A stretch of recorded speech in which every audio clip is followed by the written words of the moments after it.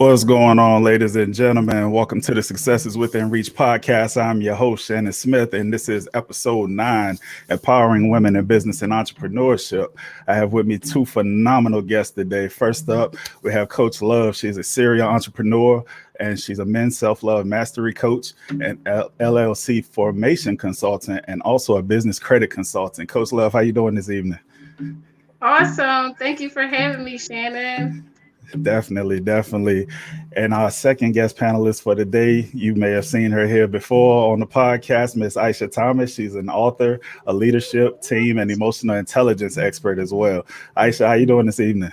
I'm wonderful. Hi. How's everybody's holiday? Good. So Yeah, good. it was probably too good. That's all right. Before we get started, I want to remind everybody that you can join in the conversation and submit your questions and talk with the panel live at www.facebook.com/SIWR podcast. One more time, www.facebook.com/SIWR podcast. All right, let's get into it. First question is, what do you think have been the greatest factors behind the evolution of the women's movement in business in the past decade? You know, we've seen more now than ever, more women taking the lead in a lot of companies, especially a lot of Fortune 500 companies are now promoting women to their executive positions. We're seeing a lot more female CEOs and CFOs as well.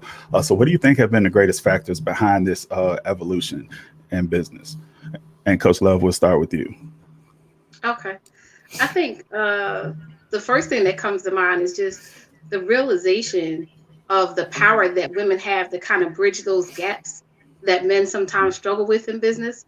Ironically, sometimes when we've seen women being put to the forefront of companies, it's typically off the back of some trouble, and we need some things mended and corrected, and things to be done with more tact and be more strategic. And women have a way of being able to multitask and do all of those things and still be, firm and be, in roles of leadership that really exemplify like everything that women encompass, but still be taken seriously. I think it was a need for that. And it was like, hey, we stepped up to the plate. Nice. Aisha, what are your thoughts? Yeah. And for me, I think that, I always look at like the deeper why. I think that, even if you think all the way back when you had the world wars, right? And you had most of the men that were drafted to go out and support these wars. Well, the women had to step in and take on these roles, because if you think about the worldview and the shape of the world in the past, women had these domesticated roles. They took care of the house. But now you have these world events that happen that they had to step out and do more. And I think that was the shift there. And then, of course, with the roles within the household, things have changed. I think that also with women really filling in those needs, households started to recognize the importance of that additional support. Industries and businesses started to understand that women brought a whole nother edge to these spaces. So I'm big on, I've been sharing this message about being door openers, and the more door openers that were there. So, one person had to give, somebody an opportunity. And then the more women that walk into doors, now they're exposing other women and seeing that, oh man, she was able to still get a degree while being a mom. She was able to do all these additional things. So by other women taking the great challenge and saying that I am going to go out and I'm going to do things differently, even though society wants me in this domesticated roles, that really allowed other women to be inspired and say, listen, I'm going to do the same. And again, of course, we know with the dynamics in the household, that really started to push forward and change how people looked in the household and how women function, how men function. But I really think that those brave women that decided to fight, and it started to really show that, you know what, even though you guys are saying no, I'm going to go about doing it a different way. By them taking that stride, other women followed and other women followed. And again, those door openers were able to show the example of what is possible, and industry started to recognize, you know what, women bring a different type of edge into these industries, so we need them there. So shout out to those door openers from the past, all right, because now they've ushered in a lot of us that have been able to make it here as well. Nice. Somebody that's listening, hashtag door openers. I like that. Yeah. All right. Next up, my next question is: what is your take on the necessity for diversity and inclusion in the workplace? This is a really hot topic with a lot of companies as we move into, a new phase of business and entrepreneurship, and equal rights, and trying to make sure that everybody's included, everybody has a voice, everybody has opportunities. And it's a very, very vital thing in a lot of companies for them to be successful, because everybody can't look the same, everybody can't be from the same place, live the same lifestyle. So what is your take on the necessity for diversity and inclusion in the workplace? I never know who should start off, but I love this topic, right? I love this topic because first off, whenever I do diversity, equity, and inclusion training, I always like to redefine what it means, because a lot of people see these words and they assume, like, people say inclusion all the time, but what women need and what a lot of people need that are in these minority groups is more equity. So of course, when you think about diversity, you're talking about the faces, right? They say spaces that mimic what society looks like. Like I always talk about New York. New York is a melting pot. You're seeing all different Hmm. cultures, background, races. So when you look at diversity, it's the faces. You want to have people from different backgrounds, different sexual preferences, different cultures, individuals that might have disabilities, age differences, like just a whole array of different people. So that's what diversity is.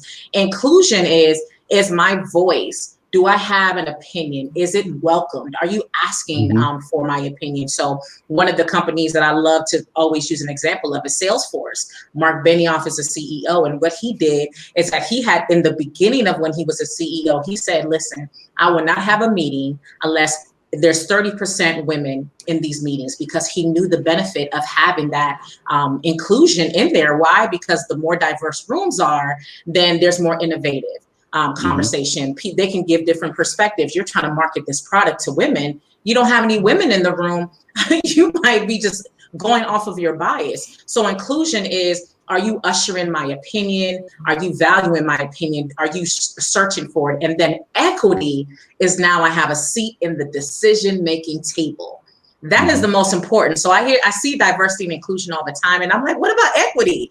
I need to have a seat at the decision-making table, not just at the table, Uh-huh. the one where it decides and it makes changes. So that's the biggest thing. We need more equity. Yes, I want my voice heard, but if I have a great idea. If I've been showing that I can step up and show out as a leader, why can't I have a seat at the table? So I think it's extremely important, because just like I say, studies have shown that more diverse rooms, there's more innovation. More innovation means Hmm. more products and services. More products and services now means we're reaching more people, because we've seen the posters or the ads out there that are trying to market to Black people, but there's no one in the room. It's culturally insensitive, and now you've Hmm. offended a whole group of people because you would lack that representation. So it's so important, not only because you want to have the faces, but now, is my opinion, is it important to you? Are you looking for it? And now I can be in the room to say, no, I don't want you to come up with this new rule regulation, because you're not thinking about the single mothers. You're not thinking about the people from these different groups that might be affected by it. So that's why it's so important that we have diversity, inclusion, and equity in rooms, Hmm. because you never know who you might be alienating by you not having that space, those seats at that table. Excellent points. I like that. Coach Love. How do I follow that? Well, I think we know how important it is, right? We've seen our new president elect Biden and Miss Harris, Vice President, talk about, they're going to create a cabinet that's representative of everyone that's here in this country, right? So Hmm. we realize the importance of it. I think the difference now is it's not just going to be a trend. There's going to be some longevity in, like real voices, like she said, having that equity where we're in real positions of power that matter, so that when we Hmm. speak, people are taking notes and things are executed to make sure that we are included and that is representative of everyone that's in the room, right? And everyone that needs to be someone that needs to be counted and matter, right? So I think beyond that, I'm just thankful that this time, like I said, it's not just the trendy thing to do. In the past, Hmm. we've had things like affirmative action being the way that someone was allowed to be included, or that we talked about diversity or integration or something like that. I think now history has proven that that's not always the way to go. And now we're in a space that, not only is it going to affect those of us that are here and now, but it'll create opportunity for that to kind of go into the future, and there not have to be this recycle again of, okay, let's campaign to get us back to the table. We're at the table now, and I think we'll get a chance to stay there a lot longer. Definitely. I couldn't agree more with, both of your takes on it. I truly think that more people need to understand that this needs to be a norm and not treated as some type of consolation prize. It's not you have a privilege, it's I need to be here in the first place. Exactly. And like you said, I think as more people get on board with this and treat it as a new norm, because this is how it should be, not, oh, let's do it, try it out, see how it goes. I think things will get a lot better in all facets of business, and in our world as well, as a whole. Let's see. Next up, we have, what are some areas in the business world that we still need to push for greater opportunities for employment and promotion for women? We spoke about, a few seconds ago, Coach Love mentioned about how President-elect Biden is, made a vow to include more women and more diversity in his cabinet. So that's politics. We've seen it with the Googles and the Amazons, promoting women in certain executive positions. But what areas of business do you think we still need to push for greater opportunities because they're just not getting it? Or, maybe we're still waiting for an old regime to kind of get out the door and usher in a new, way of doing things. And Coach Love, we'll start with you on this one. I'd like to see more of us women in the sciences still. I still feel like some of those really intricate things that really matter in the space of like technology and global warming and health and, healthcare and all of those things that are important. There's still not enough of us there, and definitely not enough of us there that are of color, right? And then I think after that, I think us being just in the spaces that we are in, not being afraid to show up. I think that's the other thing. Like, women are there, but there's still like this fear that we can't come all the way to the forefront because there'll be some sort of backlash. Think about what we've seen with the Me Too movement. A lot of those women stayed in those positions. They had great roles and great assignments, but this fear of, if I come to the forefront, my career is threatened because I'm a woman and this is quote unquote a man's world. So I think if we just find the courage to just stand in who we are, in the roles that we already have, that'll definitely also make more of a difference. Because just like we just talked about with diversity, we've always belonged there. So now we're there. Use that opportunity to do exactly what you've always wanted to do. And that's speak up for yourself, and speak up for yourself in a way that's intelligent and representative of what can impact the other women that, you would like to see look to you and say, hey, she's showing up for me. Nice. And I love what you just highlighted, Coach Love. I mean, because what are we've identified that women just bring so much to the table. I have some stats here. I'm the high C, I'm the nerd here, right? I love stats, right? So women represent 47% of the workforce, and they earn more bachelor's degrees, master's, and doctoral degrees, right, in the U.S. However, when it comes to women in senior management roles, they only reached 29% as of 2019. And that was like the highest. In 2020, that number stayed the same. Even with COVID, what studies have found is that it's going to be even a stalemate in those numbers during COVID, surprisingly. Not only that, it also says women are overrepresented in support functions. See the keyword support functions like administration, while men tend to be concentrated in operations, profit and loss, and research and development. So I think a lot of this also has a lot to do with the bias. And like, again, society and how a lot of us are shaped, we have to recognize, again, that's why I love DE&I and I always lead with bias. We first need to check our bias at the table, because we know that women are earning more degrees. We know that they're opening more business. I believe it's like 1,600 businesses every day, and women of color, I mean, they're literally starting businesses like just at crazy numbers. I mean, they're just killing it in starting businesses.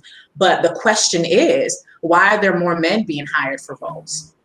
I mean, shout out to all the male coaches, but I'll see the amount of women on their in their programs, and I'm like, why don't you get a woman coach? We can relate to each other so much more. We can talk about these things that we can just relate on. But even within our community, we find ourselves gravitating to these, to men more in these, in these leadership roles. So I think that we need to also really look at our bias, identify what it is that we need to unlearn, because things like the Me Too movement and somebody that is a survivor of sexual violence, I think that I remember I can't think of the Supreme Court justice, he got sworn in, and you had that big television, like everything stopped because everybody wanted to hear this woman's testimony, who said that he violated her. Yeah, no, but even after that, it was not Clarence Thomas, but I can't think of her name. But I remember watching her. It was recently, as of like a couple years ago, and I remember listening to her share her story because, of course, she came out years later and so on. But a lot of people, of course, said that, they didn't believe her or whatever. And again, their opinion is their opinion. But what was powerful in that moment was the conversations that happened afterwards. People started saying that there were family members that shared stories that happened to them while they were in college. They started to have conversations they never had.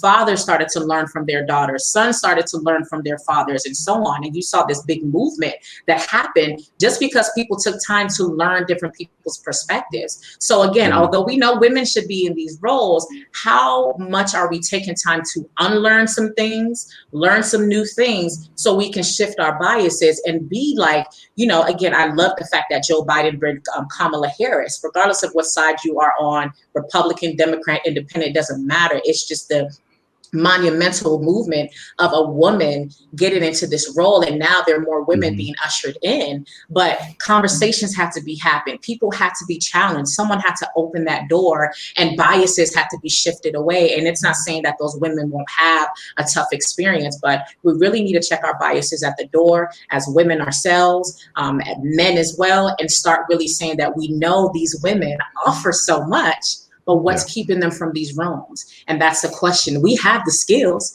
We can talk all day what industries they should be in, but why aren't you opening doors for them? That is the question. Right. I think you brought up a very key point about unlearning, and I don't know, I guess that's the $1 million question, is how do we get some of these leaders, some of these CEOs, some of these administrators and so on to unlearn the ways of old regimes and open up their minds and, relearn or begin to learn a new way of doing things. One of the most toxic statements in any business is, this is the way we've always done it, and I think getting people to get out of that train of thought is the key to unlocking a lot of these doors and opportunities. But for some, it's a matter of waiting for the old regime to retire and leave. And then for some others, it's like I said, it's $1 million question. How do we fight this fight to get them to get rid of that, train of thought and open up the doors to allow everybody in? But do you really think it's the old regime dying off that will make a change? Because again, there's a stat that says, okay, as of now, 29% of women are still only in senior leadership roles. So, for me, it tells me even in 2020 it's changed. Even in COVID it's changed. So there has been a big group of people who have passed away, but there still seems to be something in the midst happening that's still preventing women to, for them to get into certain spaces. So my question is, not question, but like my reflection is, yes, we talk about the old regime. We used to talk about the man. We used to talk about these figures. However, within our own communities, there's still some bias. And there's still some things that are, so I don't know if you feel me, Coach Love, but what you think? I'm not trying to take over the interview, but I'm just conversation, I can attest to that, even just being a woman coach that coaches men.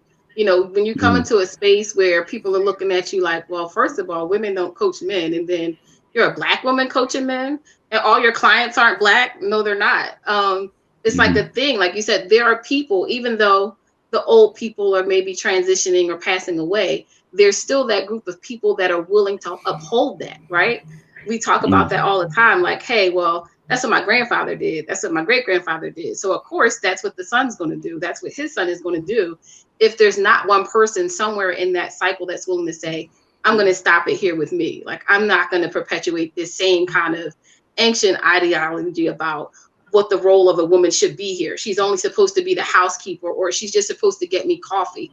Like, thankfully, I was glad that you spoke on, Aisha, that we're not lacking in the area of entrepreneurship, right? Because Black women are shutting it down when it comes to starting businesses. So, I mean, I think that's awesome because people get to see that, okay, you won't give me a seat at the table. I'm going to build my own damn table. And I'll let you know if I got space for you when you come knocking on my door.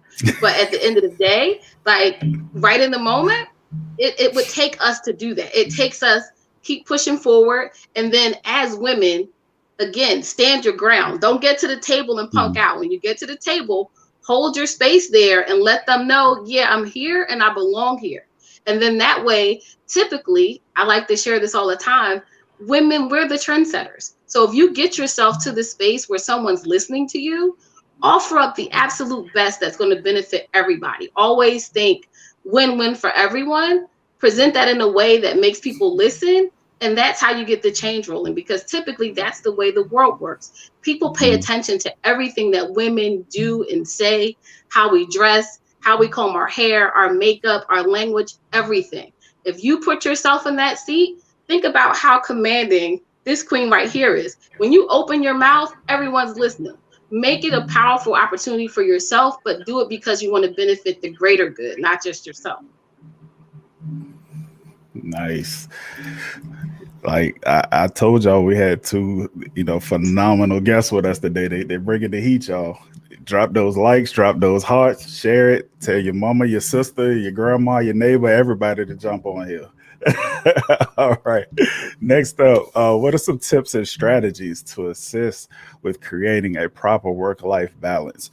In our regular lives pre-COVID, it was already hectic enough. We were used to going here, going there. Now, everybody's had to pivot, to some extent with COVID, working from home for some, the kids are homeschooling. And both being in business and entrepreneurship, what are some of the strategies that you use for creating a work-life balance to make sure that, you're not getting burned out and, you're giving proper attention to every facet of your life? And Coach Love, we'll start with you on this one. Oh, that's a good one. I'm going to mark the words of my fellow coach, Queen Latia Reed, and share that the first thing that changed my mind was mindset. She says to me all the time, like, I don't like to say work-life balance because balance is a really tricky thing in the space of having a human experience. But she said, what I have been able to create for myself and what I teach people to create for themselves is something called a healthy integration. That's nothing fancy. But in the space of what you think about what integration is, it feels a lot more flexible than saying, I have to create balance. So in that space, typically what happens in your mind, you get an idea, you think on it a little bit, the wheels start turning, you come up with a few different ideas instead of trapping yourself into this one mindset that it has to be this way. I have to spend this many hours doing this thing and this thing and this thing. If I don't, I'm out of whack because I'm not in balance. But if you realize that there's an opportunity for you to integrate different things based on what your level of interest may be in the moment or what the schedule may be permitted based on what the other roles are that you have in your life, it gives you a totally different opportunity for how you can create time to execute on everything that you think is important, everything that you think is urgent, and then, those absolute necessities, because again, bills have to be paid, right? But I think the first thing that you can do is just really change your mindset. Don't force yourself to think that there's only one way to have that healthy integration in your life, because it's really not. It's based really on your character, your interests, your energy level, and so many different things.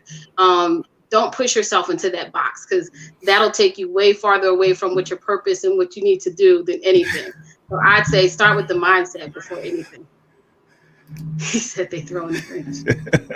Yeah, and I'm a single mom saying that. I'm a single mom that's a mom, a caregiver, a homeschool teacher, a serial entrepreneur. Integration works better than balance. Listen, I'm a single mom too, so shout out to the single mamas out there, okay? Babies, mamas, okay?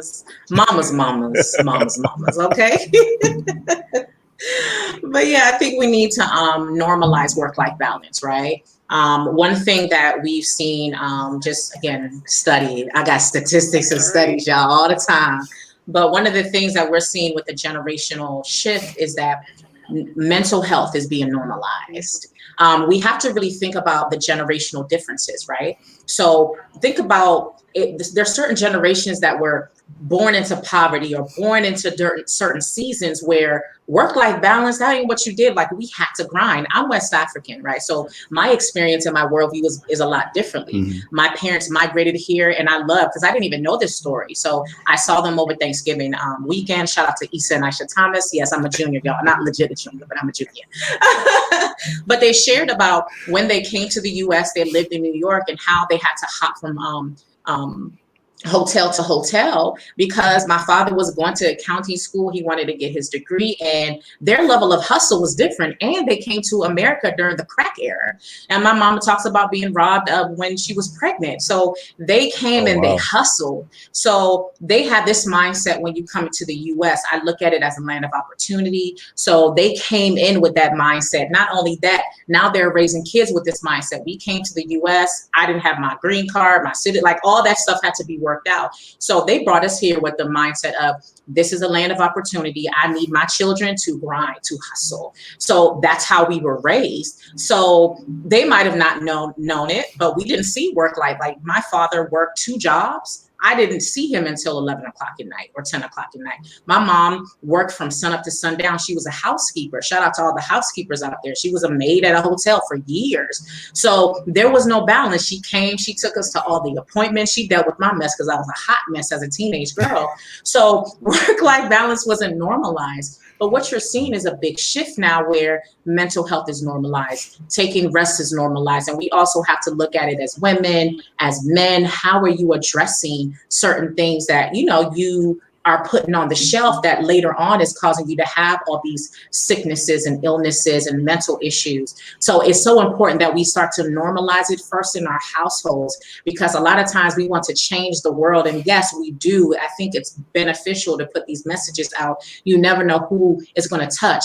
But if you can affect change in your household and said, baby, you know what? If you're married, go ahead, take that day off.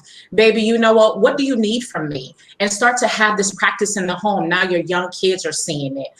Even if you're not married and it's just you, what are you doing to really start embedding this into your lifestyle? Can you schedule a day off? Can you schedule these things? And maybe you're going to influence a friend, a family member that's just like, so really every week on Thursday, you just don't answer no calls, and you just, that's my self-care day. I just, get to the couch, I watch some documentaries, and I kick it. So I think it's important for us to just start normalizing it in the household, because we can start having influence on others. And now when they're going out, they're starting to create that balance, because for many of us, again, from our upbringing, what we saw in our household, what we see in society, hustling and grinding and being an entrepreneur and doing it all is normalized. But I'm sorry, that whole idea of lack of no sleep is cool. Nah, getting sleep is cool. So let's start really changing that language and start really making changes within ourselves, within our household, so we can start influence change other spaces. I second all of that, Queen. I can attest to that. I was raised by a single father that worked shift work, which means every 28 days your shift changes. You don't get to pick your days off. And, you're raised in this culture of, I got to be a provider. I got to take care of the kids. I got to take care of my family. So a day off was like, wait, when is that going to happen? I think when now being an adult, that was something I struggled with breaking, because from like 11 years old and then graduating high school, I was like, I got to get to the money, forget all this other stuff. I got to grind. You're not thinking, you're breaking your body down. Your mental health is suffering. Your emotional, your spiritual health is suffering. You're just thinking everything's monetary. Everything is such a transactional type of situation, but you're not thinking about who you are and who you're becoming when you're just grinding all the time. So I'm totally with the whole no sleep, that team, no sleep. 20 years ago, that sounded great. Now that sounds ridiculous. I tell people all the time, I take naps, and they're like, how are you taking a nap and you have all this stuff to do? Listen, I don't know about you, but work on your time management, because I finna take a nap. I'm taking one. That no sleep. I got excited because I love naps. Without the right amount of sleep. Even if it's just gonna be my 4 hours, let me get my 4 hours. But I think as a woman, again, I'm a single mom, just like she is, again, that hustle and that grind comes into your mind. Like, I'm doing everything double time because I'm not asking nobody for nothing. I ain't got time to wait for nobody. And then you suddenly get this opportunity to become an entrepreneur. And then it makes sense, like, hey, that grind is not real. That's like killing me. So let me slow it down and actually process, like, is what I saw my father or my grandfather or my grandmother, my mother do really conducive for what I want my son to see as he's growing up and as he's watching me? And it's like, listen, we could have a fun day. We could take a day off. Nothing's that serious that we can't have a self-care day, like you said, or we can actually have a conversation that, guess what? I get that you're doing everything you're supposed to do, but I can understand too, mental health is becoming an issue because we're not talking about how you're feeling and what you're thinking while you're doing all these things. So I think I'm just thankful that I finally realized within recent years how important it was to, like she said, just realize that that's what they had to do, but that's not what I have to do, right? Amen. And I don't want my son to learn that. So you kind of gotta, again, somebody's gotta come in and break that cycle. I mean, and guys, I just want to highlight something. Like my friend said something so profound. How many of us were raised to survive, not to live? Like I live in I work in an organization, I'm in the military, and it's so interesting because I see, like, even from the racial perspective, I see these families. Like I was stationed at a base called Laughlin in Del Rio. And I work with pilots. It's predominantly white males in those spaces. But even for the white women, they would take vacations for a week. Like this was normal. I'm like, y'all take a whole vacation for a week. I don't even feel comfortable being off for a day and not having to check my laptop. When I went to go see my family, I had my laptop. I was working. But a lot of, individuals have been raised to live, but how many of us have been in survival mode? I mean, even when we're talking about being a single mother, I mean, there was a level of, after I got my divorce, it was like, yo, I gotta, like, it's survival mode. Like I gotta grind for my kids. I gotta do this. And it's like, we never turn it off. But so many of us have been raised or have this mentality of surviving versus living. So it's so important that we start to pivot from this survival mindset to starting to live. But again, if you don't take time to slow down and self-assess and become more self-aware and start really paying attention to be like, yo, I've been functioning from the survival space.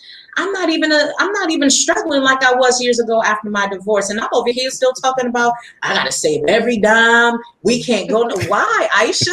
Like, what's wrong? But again, we have to turn from survival mode to living and start to find that balance. Or like Coach Kendall talked about rhythm, because we talked about balance and he was like, it's like this, but rhythm has a flow to it. So turn off survival mode and start saying, what am I doing to live more often?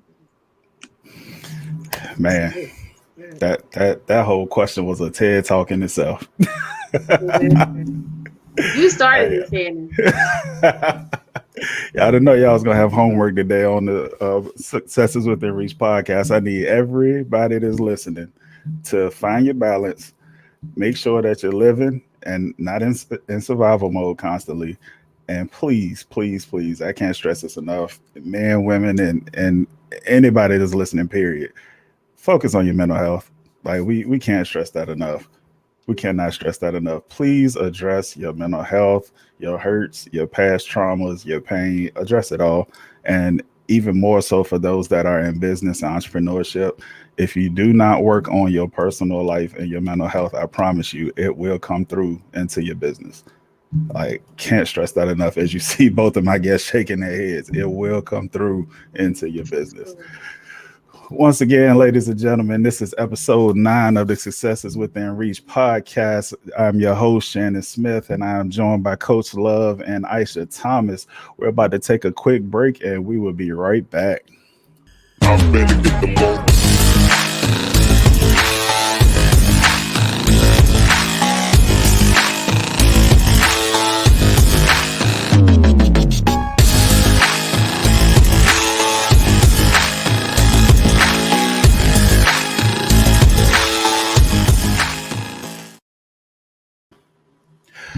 All right, and we are back. Trying to point at my queen over here. She's the best.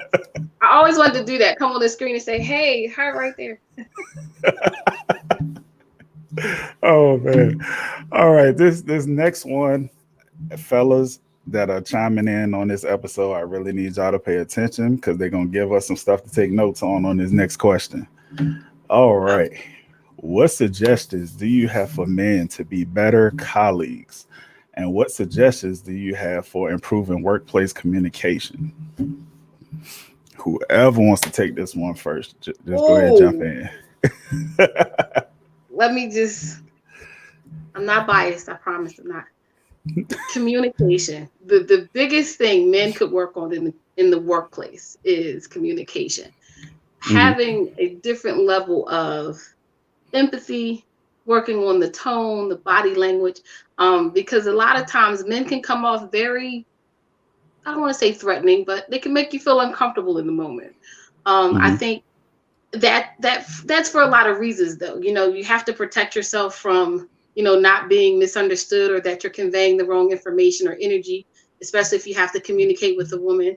But the communication, I just think the verbiage that men use sometimes, and again the volume, the tone of how they're speaking to their colleagues, definitely matters. And then I would say the other thing would be the way that we could work on that together is kind of do something similar to like sensitivity training, like have conversations in open forums where you have conversations openly with everyone that's an employee at a company. Don't just isolate the women to talk to them about certain things. Don't isolate the men, but make it, comfortable for everybody to say, I can be myself, I can speak up, I can relay, my concerns, whether they're good, bad, or indifferent, and make it okay to, voice your grievances as well. But I think the big part of it is just having a full understanding of what communication really is and what it entails. Yeah, I love that. I mean, when you talk about communication, I always, again, I'm big on the why behind things. I'm always like, why do you communicate the way you do? So if you do find yourself getting feedback, and the feedback is saying that you don't communicate effectively and you're aggressive, and if it's specifically against women or towards women, what is the why behind that? And a lot of times what's so uncomfortable a lot of times as leaders is for us to collect feedback. So one of the processes that I like a lot of leaders to utilize is what I call host your own roast. So we've all watched like those, those roast shows where someone comes on and you have all these people show up and roast them. But Hmm. the reason why I call it like that is because some leaders are afraid of conflict or getting negative feedback. But you want to get that information. You want to have sessions within your organization or within your business or even within the household, because some of, again, you can look at your household like a business too, like an organization. You got to make sure it runs. Hmm. You got to make sure that culture is healthy. You got to make sure the communication is right. But how often are you sitting down and saying, hey, kids, did I communicate with you guys effectively this week? Babe, how was my communication this week? What can we work Hmm. on? Is there an assessment? Like I said, we know about the assessments. Are there things that we can go out and take so we can learn our behavior styles and start to understand how you like to be communicated with? And let's just have this conversation and have this open dialogue. And the same thing needs to happen in the workplace, because a lot of times we are so close to it that we don't see how we're communicating to others. So how Hmm. often are you asking, like, am I communicating effectively to you, team? Or ladies, am I communicating with you guys effectively? Oh, I sound aggressive. Okay, let me work on that.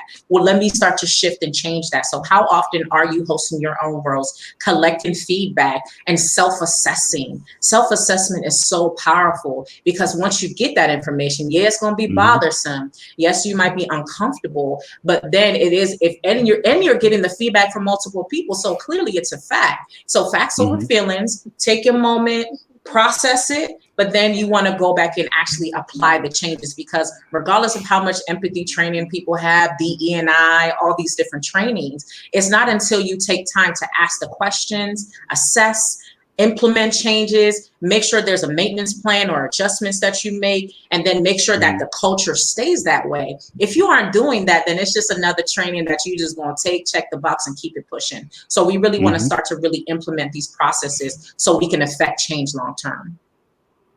Yeah, that's my favorite word, Queen. Longevity. Let's make it a consistent, normal thing that goes on from now on. Like not just right now because there's an issue. Just make that, like you said, normalize communication in the workplace. It's necessary and it's the best way to have success from all sides of the organization. Indeed, indeed. Excellent feedback. Excellent feedback. All right, we're gonna shift from the boardroom to the entrepreneur space now. I want to know, what was the aha moment that led you to become an entrepreneur? That's something I ask a lot of people that I come across in the entrepreneur space, because everybody has a different story. It's interesting what all led us here to the entrepreneur space. So I want to know, what was the aha moment for you? And Coach Love, will start with you on this one. Um, I won't be regular and say, "Oh my gosh, I didn't get paid what I was worth," But beyond that, I would say a great deal of my experience in every field I was in corporate America was with customer service. The customer service Hmm. experience, whether it was face to face or over the phone. The biggest aha for me was that I realized that it's really important how we treat people. And Hmm. I realized that a lot of times that extra mile I was willing to go as the, go between, or as the person that was the bridge between the company and the issue and the customer, that a lot of times the bottom line was what mattered. The company didn't really care about what the solution was going to be. It was just like, are they going to take their money somewhere else? What can we do to keep their money? But it was never this full out like culture of, these people matter. This is why our business is successful, because we have this amount of customers, we have these amount of great employees. So I think that biggest aha moment for me was in my last organization in healthcare. And I realized that like they don't really care. And I was like, there has to Hmm. be a way to change that. And I just felt that when the opportunity came for me to align myself with being a full-time entrepreneur, that that would always stay at the forefront, because I'm talking about that this week on my business page, that the customer service experience, I call that the people experience. I don't think organizations, Hmm. particularly in corporate America, respect what people bring to their organizations, whether we're employees or whether we're their clients. I think there just has to be this culture change where, as an organization, whether you're a small business or a large business, that you learn to appreciate that people can go somewhere else. Because if that Yeah. happens, where does that leave you? Are you now going to be part of those statistics that this queen mentioned sometimes, where now you're out of business in 5 years? Now you're out of Yeah. business in 10 years. You don't have the longevity because you don't even respect people. So I think for me, that was the biggest aha, just realizing like, I don't want to keep working in places where they don't even care about me. And then I'm discovering in my work, they don't care about our customers either. Hmm. Yeah. Oh. And just to piggyback on what you were just saying, shout out to like Zoom, right? Because Zoom, they had a role. So I'm a part of a great, amazing team. They're called ACT Leadership and Management Consulting, and we host these Saturday lives called Rise or Fall. So we assess different businesses and or big companies, and we identify when they go through like pitfalls, will they rise again or will they continue to fall? So we focused on Zoom, and they had a position called, it was like Chief People Officer, and I was like, what kind of job is that? And they literally have somebody that they hired on to do what Coach Love was talking about. Wow. Focus on the people. I was like, I never thought, and that person is making like strides. I mean, the Hmm. culture is being changed. They're talking about work-life balance and COVID, and their job is solely to focus on ensuring the people are happy. And because of that, Zoom is highly rated as one of the best places to work. So what you Mm. said was so powerful. So I just wanted to piggyback off of that, because sometimes we can learn from a lot of these big organizations that are doing great things, because we have to think about, a lot of times, a lot of businesses think about the external client, but they don't Hmm. think about the internal client, the people that are pushing your mission and your vision.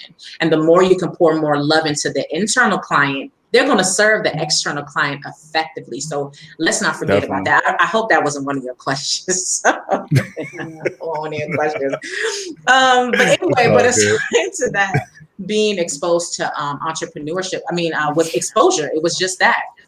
I've been in the military for 17 years. I just hit 17 years in September.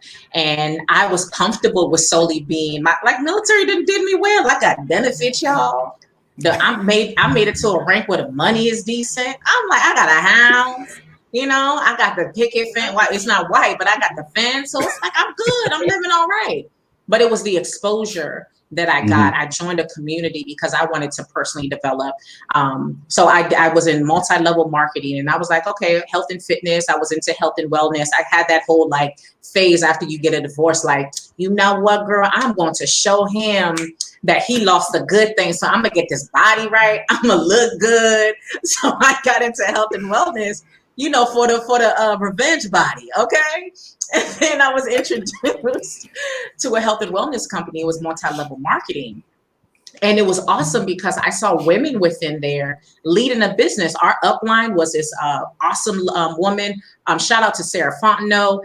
Some people might follow her online, like she's dope. And I saw women opening doors for other women, and they started talking this language of, oh, this is really a business. Because a lot of times you go into MLMs and maybe people aren't familiarized that this is this can be a whole entrepreneurship type of journey. Mm-hmm. And they started using this language I never heard before. So now I'm being exposed to language I never heard. I had never heard about personal development. I had never heard about Eric Thomas, Inky Johnson, Les Brown, none of these people. And that exposure led me to be like, okay, I can do this. And now that opened up door for me to get into a community that opened up another door that exposed me to more women that were shout out to Rochelle T. Park. She's a military retired lieutenant colonel, retired from the military and killing it in her business. But I was so used to seeing people working 9 to 5 all their life. Again, that was the mindset. That was the worldview that I came from. A lot of us are exposed to just one side of, and again, nothing wrong with working a 9 to 5, by the way. If that's your choice, that's cool. You can excel in your professional career. So please, and shout out to all the 9 to 5 workers, or it's nothing wrong with that. But a lot of us are exposed to that, and a lot of us, they're like, nah, don't do that. It won't work. You won't be able to be effective in that area. So it was exposure for me, and it was because I saw women that looked like me, Black women that were excelling post-military, or just excelling as a single mom, excelling as a woman, as a wife, and managing their business. And I'm like, you know what, I can do it. So literally, I think exposure is huge. A lot of us don't get exposed to a lot of different things. And again, it might just not be entrepreneurship, but it could be an array of different things. Again, sometimes we have to unlearn things or just expose ourselves to different things for us to learn and see our world a lot differently and see how big and wide the opportunity is out in the world. So it was exposure for me. And since then, it's like business has been moving. And now, like I said, I'm at the point where I'm like, military, I might have to get out a little earlier because my business is popping, okay? Hey, nothing wrong with that. So it's about exposure. It was exposure for me. Nice. I like that you said that, though, Queen. Yeah, we came from really phenomenal corporate America. Like, I'll never say, forget 9 to 5s. 98% of the population only wants to be employed. So I love y'all. We need y'all. I'm gonna have to hire some of y'all, right? Because we're entrepreneurs now. But the reality is, that's how you know that it's something bigger in it for you when you say, I want to be an entrepreneur. Because think about the positions that we left to become entrepreneurs, or that you're considering leaving. It's not like, you're at the bottom of the totem pole just getting crumbs. Like you've elevated yourself, you've gone through the ranks. After being in corporate America almost 15 years, I have worked at some really phenomenal places. You make great salary, but there's something bigger there that's like, this just quite isn't it. And then you realize, like you said, you get exposed to such phenomenal people and, new ways to unlearn old information that you're like, I think this is the way to go. And then I think I was up for the challenge of the character building that goes along with entrepreneurship. So I jumped in there like, hey, however it goes, I'm going to at least at the bare minimum be a much better version of myself than I am if I stay in corporate America. Gotcha. And just a follow-up question for you, Coach Love. Having made that jump, when you look back now, do you feel like you jumped too soon, you jumped too late, or you feel like you made that jump at the right time? I'd have to say for me, I made it at the right time, because if I like to be honest, I don't really know another way to be, but I would say the maturity, the consistency, the dedication, the discipline, I had that, but only as an employee. Like I really needed to personally develop myself, like the individual, to really be prepared to be an entrepreneur now. I tell people all the time, I'm 40. It took all 38 years for me to get to be able to be in this space and actually appreciate the opportunity of it. I think when it was first introduced to me in my early 20s, I wasn't ready for it. My mindset wasn't there. I know my mental health was in jeopardy at the time. And then thinking about my emotional and spiritual health, I wasn't cut out to be an entrepreneur before the time I became one. So. Gotcha. Gotcha. All right. In the past few years, there's been a huge surge in the number of women entering entrepreneurship. Do you feel that the biggest reason is unfair wages, schedule, or time flexibility, or do you think that it's something else? And Aisha, we'll start with you on this one. I got some statistics for you guys. Listen. All right, so let's give you the visual of it. All right. The US has 12.3 million women-owned Hmm. businesses. US women-owned businesses generate 1.8 trillion a year. 40% of US businesses are women-owned. 40%. We catching up to y'all, fellas. Women started 1,821 net new businesses every day last year.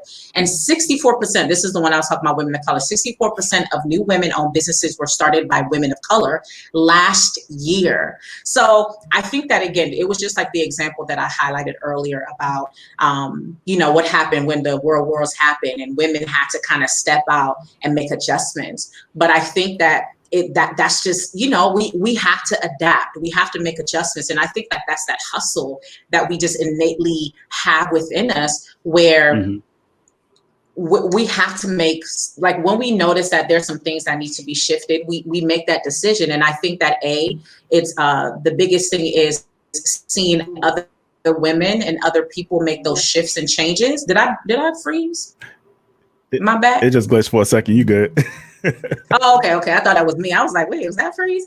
Okay, but I think it's what you highlighted. I think that with the more people that are entering entrepreneurship and being successful, and we're seeing examples of it, when we see that we aren't being effectively supported, I mean, there's a huge wage gap.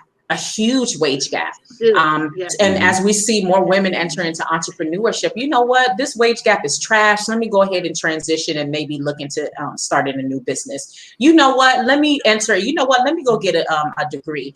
Let me go transition and do these other things. So I think it is just like the world has shifted, we have to shift to make changes. And also, like I said, we have to go back to identify that the household has shifted and changed. You have so many more single mothers.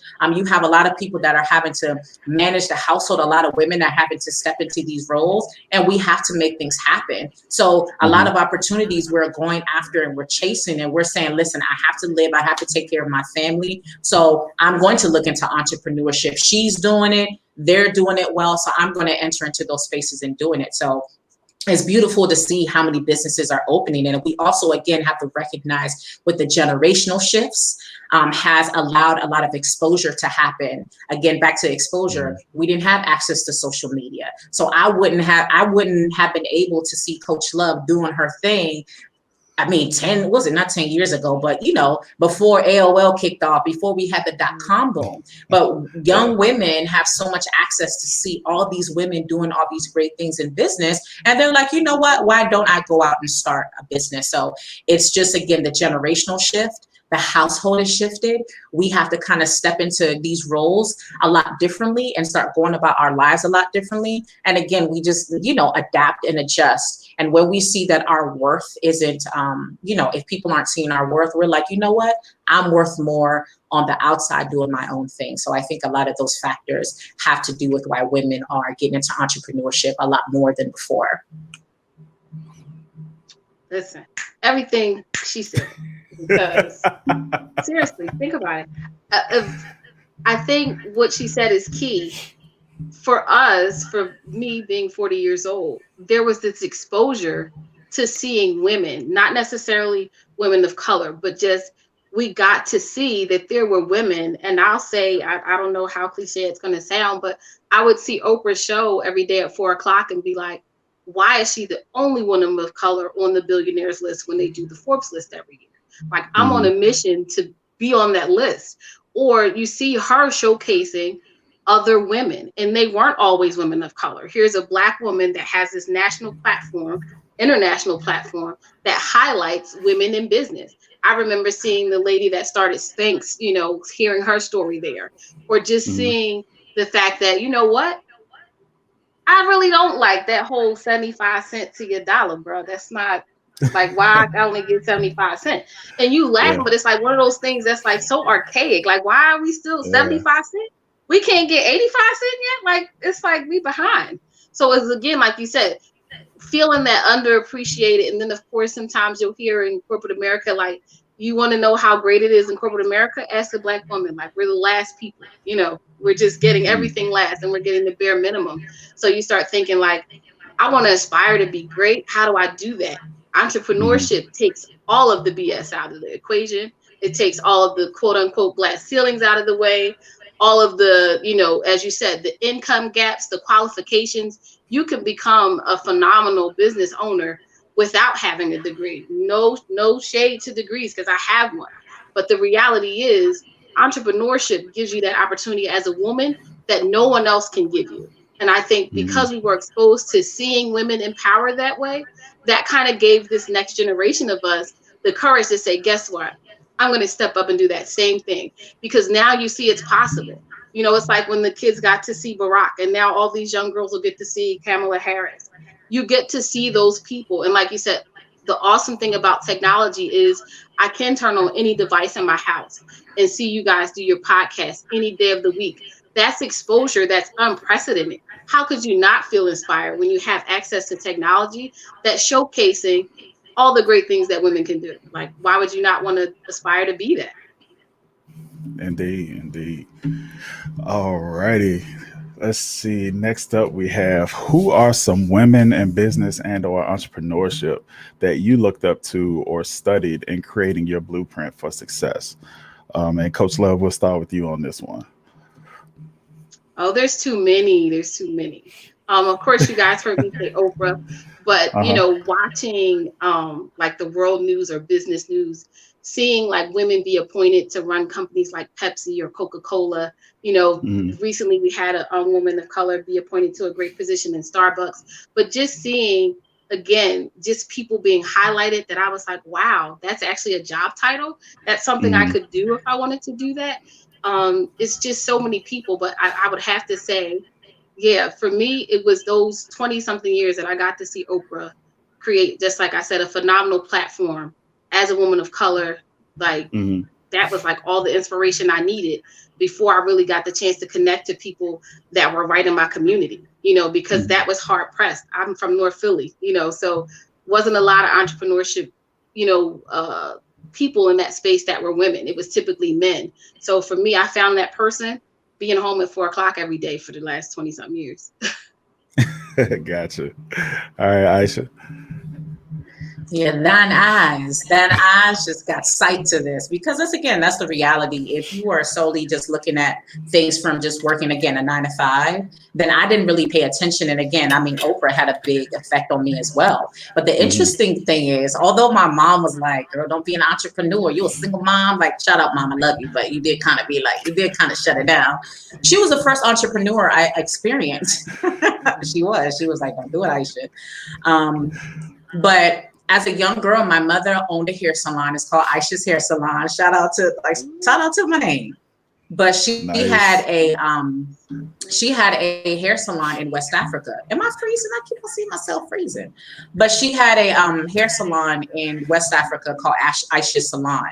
So as a young girl, I saw her run a business from, for most of my, like, I was in West Africa until I about 8, 9 years old. So she was the first Hmm. entrepreneur I saw. And then when we came to the US, my sister opened up a hair salon.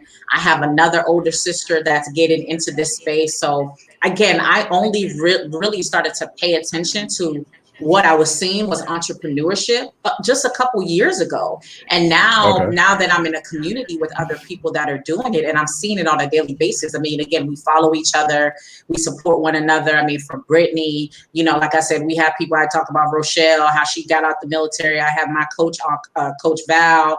I mean, you have Terica Lynn Smith. We got Nathalie out there. I mean, I got so many, Tanya Hart, like all my homies, right? So now I'm around other women that are doing that because, again, I was exposed to it. So it was just a few years ago when it really started to click to me that my sister's in entrepreneurship. My other sister, my mom was the first entrepreneur that I saw, which again shocks me why she hates. She did not want me to do it so bad. So I just had to show her the results.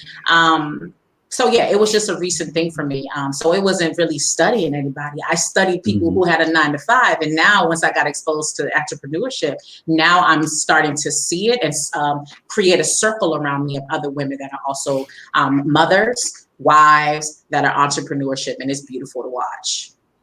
Oh yeah. That's Awesome. dope. Shout out to the hairdresser sisters. I have two of them too that have been hairdressers since I was a kid. Listen, never thought Nice. of that as entrepreneurship. You're right. I just was I like, know, right? You just like whoa, they they just doing your hustle hair. hard. They getting the My and my grinding. sister used to try out all the little new hairstyles on me. The girls used to hate, Yeah. like, why you got the, I had the French waves, y'all. Like, I was Listen, I killing did too. it. Child. Oh man, I had to ask that question. Like it's always interesting to me, to ask, other fellow entrepreneurs who it was that they, looked up to and studied and took notes on and all of that. Like all of us have different, markets and different niches. So it's always interesting to see who we paid attention to as we tried to map this thing out and launch our businesses. Um, the next question I have for you is, what is your greatest advice for a woman stepping into entrepreneurship for the first time? And Aisha, we'll start with you on this one. Self-leadership. Again, a lot of the conversation that we had today, I always talked about the why behind it. But one of Hmm. the things that I shared about beginning my journey into becoming a consultant in leadership is how I was leading through my trauma. And there was a lot of unpacking that I needed to do before I fully got immersed in entrepreneurship. And thank God I had entered into a personal development space early on in my journey of being an entrepreneur, because I started to recognize I still needed a lot of healing. Again, I'm a survivor Hmm. of sexual trauma. I'm a survivor of domestic violence. I mean, I had decades of trauma that I had to unpack. And again, I always share the example of those rejections you hear and know in your entrepreneurship journey. You starting to trigger and thinking they're saying no to you, and that's because you have daddy issues, or that's because you have rejection issues. So it's so important that, and again, this goes across the board from any gender, so what, but it's going to be so important that you really start to work on self-leadership. Identify what areas you need to grow in, because if you're struggling in your 9 to 5 and your boss is saying you lack communication skills, you lack this, you're going to take those same issues into your entrepreneurship role. So it's going to be so important that you take time to really assess yourself. Yes, it's a bag attached to it. Yes, it's going to be some great experiences, but there's a grind. So there's a level of motivation that you need. There's a level of self-awareness you need. Why? Because the self-awareness would allow you to know what your blind spots are, your limitations, identify, okay, this is who I really need to pull into my team. Identify that if I have issues in relationships, I need to take care of that, because as soon as he called, I'm going to cancel on my client and go holler at him. And now your business is going under because your priorities isn't right. You don't understand the rhythm of the balance, and maybe why you make certain decisions. Like, it's just the reality. Sometimes we haven't worked on certain relational issues or personal issues, and we go into business and it follows us right into our business. I remember the story of this young man who talked about how his issues with his father was affecting him leveling up in his business, and he had trust issues with other men. And it wasn't until he healed that part of his business that he was able to get to this top tier in his business. So before you get into business, really self-assess, work on self-leadership, become more emotionally intelligent. And that's why I lead with that. That's why that's one of the biggest areas that I have my clients start with, because we need to understand why you show up the way you do before you start to enter into any space of entrepreneurship, business, try to reach a goal. Let's find out how you function, the why behind it, give you a trigger plan so you can really have a way to assess and navigate those issues, or really heal those areas. And then you can go into business whole, or then you can go into relationships whole. And now you're able to navigate these spaces a lot effectively. So self-assess and really become an effective self-leader before you go out and try to lead in any other space. Listen, what she said again, guys, because this is not even from just a coaching space. This is like the life space. It was very important for me myself to do the self-development in the space of, like she mentioned here, your mental, emotional, and spiritual health, because who you are, your character, the character of your heart is what's going to predicate how you function in any role. You're yourself before you get the assignment of being an employee or a business owner. And that's something I talk about all the time, because typically the men that I talk to, they're business owners. And that's, again, the biggest struggle. particularly with men of color, that they're in business, and the space that they're working from, though, is a foundation of trauma. So it's a Mm, very different kind of experience versus you have taken the time doing what I like to call heart work, which is just that you're taking the time to practice what I call the self-love trifecta.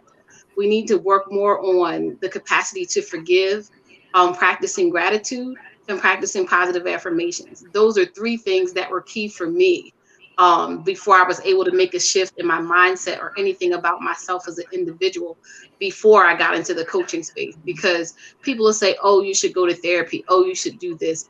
But have you lived that? Have you gone to therapy? How many therapists do you know that have never been to therapy, but they're therapists? The reality is mm, you have to work from a space of, I tell people all the time, I coach from what I've lived through and what I've done myself. And as a woman, I would say again, that's the main thing. Do that work first, because just like you guys said before, that's going to show up in your business. If you're suffering from trauma, if you're suffering from not taking the time, she said it. I always say, people, your IQ is not important in business. Your EQ is, because that's what mm, makes the difference. Your emotional quotient, how healthy that is really going to dictate how successful you can be in the space of, like she said, building relationships as a business owner, in your communication with your employees, with your clients, in the way you just show up. Like, how professional are you? How consistent are you? And I'm saying this as a person that every day I struggle with some of these things. But the reality is, after you've self-developed, after and you stay on the journey of it, like, don't just start it and then when you get successful, say, hey, I made it. I don't need therapy anymore. I don't need coaching. I don't need to continue to evolve as an individual. Make sure mm. that you have the mindset that who you are is going to continue to evolve over the rest of your life. So when you get on that wagon, you got to stay on it. If you don't think if you can't fully commit to yourself, you should never go into business, ever. Mm. Because the reality is, you as an individual, if you can't take the best care of yourself, you're not going to be successful in any other role that you have. So do that first. Get the therapy or the coaching, get both if you need it, but definitely take care of yourself. Do the work to take care of yourself before you make that great step. Because I promise you, if you don't, entrepreneurship, as I said before, is character building. You're not cut out for it if you haven't done the work on the heart of your character. That's my thought. That's what I know to be true. Excellent, excellent points. And if anybody is looking for any coaches in the field of business and entrepreneurship, you got three of them right here on this podcast. Just want to throw that in there. All right, as we wrap up, I want to ask, what's next for you? How are you closing out 2020 and transitioning into 2021? Let the audience know where they can find you on social media, what projects you're working on, any special offers or products that you have out there. And Coach Love, we'll start with you. I guess I'm doing that thing that they're saying, ending with sort of a bang. In about 2 weeks, TV show launch is happening. We'll be streaming on Roku, 4K, Forecast TV. We have a Nice. cool sponsor, the guy that owns Amazon. I'm pretty scared about that. That's going to be a pretty tough thing to hold on to, but I'm going for it. And then also in that same space, I have a book coming out, my first solo project as an author, of the same name. So the book's called Heart Work. The show is called Heart Work with Coach Love. Not hard to find. I'm on Instagram. Back on there recently. I had to take some time to do this whole studio thing, but Keepsake Motivation is where you'll find me as Coach Love. As CEO Lovey, you'll find me at LRE Investments on Instagram. And then I love to say, you guys will catch me anywhere in the audience where these phenomenal people are, because I love supporting my brothers and sisters out here in business. So if you need to find me, just hit up one of the comment sections of these phenomenal people, because I'm usually there. All right, Aisha. Yeah, so of course you can follow me on at Miss Aisha Speak, MSAISHA Speaks on all platforms. And you can check out my YouTube page. You know what? Before you get into business, make sure you pick the right names. Because listen, I picked my YouTube page name based off of the old me, and I'm like, and I can't even change it. I'm just saying that's just a quick business tip. Make sure you think about that before you pick it. Okay, that's true. That's true. But I'm on YouTube at the Miss Isha, at the TheMsEesha. So you can find me on those spaces or info at aishathomas.org. A few things. One of the things, again, I talked about really self-development before you go into business. So I wrote the book, The Trendsetting Woman, 7 Steps to a Redefined Identity After Heartbreak. So what I did in that book, and again, it's not just for women, but but that book was written. I really talked about the personal development and self-development, self-leadership process that I had to go through after my divorce. And it really walks you through, it gives you steps. So it's a workbook and a book that really walks you through how to become a self-leader, how to heal. And then after that, I came out with a book called Leader Set Trends, 5 employee retention secrets you never knew. So in that book, now that you're into leadership, everybody wants to blow up. Everybody wants to get to the next level. You're going to need a team. But a lot of us, again, we get into leadership not understanding how to effectively manage a team. So this walks you through the 5, how you retain a team. It's one thing to get them, but how do you retain them? So it walks you through that process. Same thing. It's a book and a workbook. You also get a free assessment in the book so you can identify your leadership style. And that really just helps you prepare. So I have the before you become an entrepreneur, while you're entrepreneur, working through your blow up. And of course, like I said, my squad at Leadership and Management Consulting, we're launching an 8-week cohort. We have a special event happen December 16th. So if you want to sign up for that, we're walking you through the entire business development phase. So you're going to go through the leadership development phase. You're going to go through the marketing, the developing of your business, all the way to your launch, or even if you're trying to scale or grow your business. So if you want to get connected with that, hit us up at info@Athlete Consulting or go to athleteconsulting.com and we'll take care of you. So again, if you want to grab my book, aishathomas.org/shop, or again, hit me up info@aishathomas.org. Yes. Wait a minute. I'm just trying to. Can I hire you as a consultant in 2021? You And surely I can. didn't know you had these books. Y'all know I You read gotta like a book hire a me. week That's now. on the TV show. How you holding out on the literature, Queen? That's not how you do. How I'm supposed to get better? You don't tell me you write books. Aw. I'm excited. I'm gonna cop both of those. I love to Appreciate read you. and I love the actual book because I like to write in the margins. I don't even have to do that. She got workbooks, y'all. Get those Got a books. workbook now. Got you covered on all sides, covered on all sides. And once again, ladies and gentlemen, I'm your host, Shannon Smith. You can find me on Instagram at the_CEO_within. And I'm a business consultant and entrepreneur coach. I provide innovative solutions to both entrepreneurs and businesses, focusing on growth, efficiency, and profitability. My company is The CEO Within You. You can find it at www.theceowithinyou.com. You can find me here Thursdays at 8 o'clock on the Successes Within Reach podcast. And with that, I would like to thank both of our guests. This has been a phenomenal episode. You all went above and beyond for the ladies this evening. I hope those in the audience got some great gems. You can catch the replay on our Facebook page, on our Twitter page.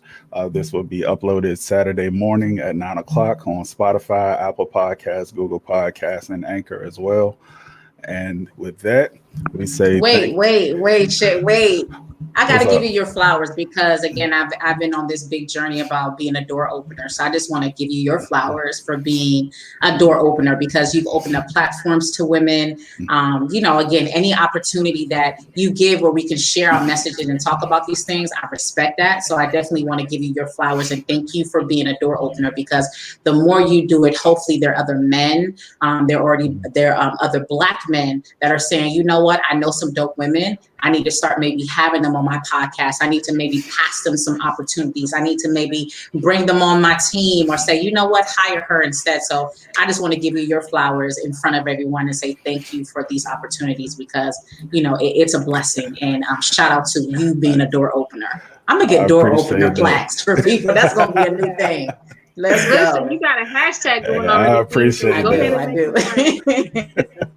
I definitely want to say the same thing, Shannon. Thank you so much. I just thought it was like so humbling that, like she said, there's a king out here willing to share a platform with phenomenal women because the world needs to see us. We're here, right? And then people need to see that you're not afraid to be that person that sets that new trend or just be a leader in the space of collaboration. We talk about that a lot in business. So I think it's awesome that you've been willing to just collaborate with great people in business and educate people, and that you just have a heart for it. So it's the authenticity comes through all the time. So I'm just thankful that you're that guy, that you're really the guy that we see you as, and that we I get to be appreciate here. that. So thank you so much. I really appreciate that. And thank you, Queen, for coming through with me. I'm glad I wasn't here by myself. I'm happy that I got to share this platform with you tonight. You guys are the best. Thank you, Thank thank you. I you. appreciate that. Hey, each one teach one, and we all win in life. That's right. All righty, ladies and gentlemen, this has been episode 9 of the Successes Within Reach podcast, where we remind you that you weren't born to be good, you were born to be great. And with that one, we say peace and see you next week.